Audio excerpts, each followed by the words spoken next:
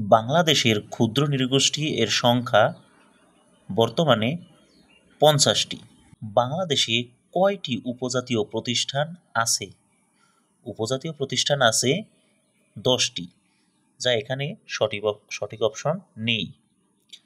নিম্নলিখিত কোন পদটি বাংলাদেশের সরকার গ্রহণ করেছে?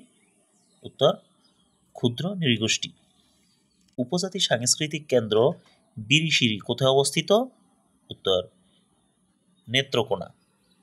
বাংলাদেশের প্রথম উপজাতীয় কালচারাল একাডেমি প্রতিষ্ঠিত হয় নেত্রকোনায়। বাংলাদেশ উপজাতীয় সাংস্কৃতিক কেন্দ্র অবস্থিত বৃহত্তর ময়মনসিংহে। এখানে ব্যাখ্যাটি লক্ষ্য করুন যে নেত্রকোনা জেলা বৃহত্তর ময়মনসিংহ জেলার অন্তর্গত ছিল। বাংলাদেশের ক্ষুদ্র নৃগোষ্ঠী জাদুঘর কোন জেলায় অবস্থিত? উত্তর রাঙামাটি। বাংলাদেশের বৃহত্তর নৃগোষ্ঠী কোনটি? উত্তর চাকমা।